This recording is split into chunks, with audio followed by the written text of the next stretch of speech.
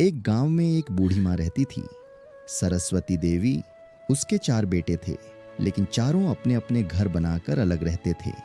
उन्होंने अपनी माँ के लिए गांव की पुरानी जमीन पर एक छोटी सी झोपड़ी बना दी थी, जहां सरस्वती देवी अकेली रहती थी। अब उम्र बहुत हो चुकी थी, कमर में हर समय दर्द रहता, हाथ पैर भी साथ नहीं देते थे। पहले जैसे काम अब नहीं होते थे। दिन भर वो झोपड़ी के बाहर बैठकर बस रास्ता देखती रहती, शायद कोई बेटा आए, लेकिन वो नहीं आता था। एक दिन सरस्वती देवी ने सोचा, इतने दिन हो गए बेटे बहू से मिले हुए, वो तो आएंगे नहीं, मैं ही चली जाती हूँ मिलने। सरस्वती देवी ने सोचा, क्यों ना कुछ दिन बड़े बेटे के घर हो आऊं, वे मुझे देखकर बहुत खुश होंगे। वह धीरे धीरे लाठी के सहारे उठी और चल पड़ी अपने बड़े बेटे के घर की तरफ। दोपहर की तेज धूप, सूखी जमीन और हवा भी जैसे थम सी गई थी।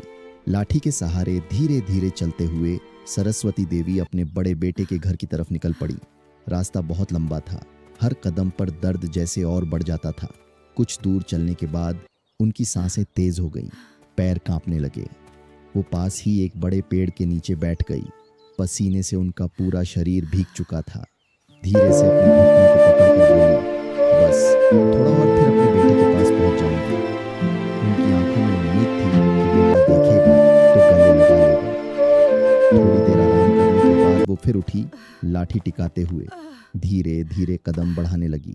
हर कदम जैसे दर्द से भरा था, लेकिन दिल में उम्मीद उन्हें आगे बढ़ा रही थी। कई घंटे चलने के बाद उनका गला सूख गया, होंठ फटने लगे, उन्हें जोर की प्यास लगी। तभी उन्हें एक घर दिखाई दिया। वो धीरे धीरे उस घर के आंगन तक पहुंची और कांपती आवाज में बोली, बेटी थोड़ा पानी मिल जाएगा। घर से एक महिला बाहर आई। उसने सरस्वती देवी को देखा तो तुरंत अंदर गई और पानी लेकर आई। अरे अम्मा, इतनी धूप में कहाँ जा रही हो? सरस्वती देवी ने पानी पिया तो जैसे जान में जान आ गई। फिर धीरे धीरे बोली, अपने बेटे बहू के घर जा रही हूँ, तबीयत कुछ ठीक नहीं है। महिला ने चिंता से कहा, इतनी दूर अकेली, कोई साथ क्यों नहीं है? सरस्वती देवी बस हल्की सी मुस्कुरा दी। जवाब उनके पास था, पर शब्द नहीं थे। थोड़ी देर बात करने के बाद सरस्वती देवी फिर उठी। महिला ने कहा, अम्मा थोड़ा और आराम कर लो। नहीं बेटी, अब जल्दी पहुंचना है। और फिर वो अपने सफर पर निकल पड़ी। शाम ढलने लगी थी। आखिरकार वो अपने बड़े बेटे के घर पहुंच गई। कांपते हाथों से दरवाजा खटखटाया। कुछ देर बाद बहू बाहर आई।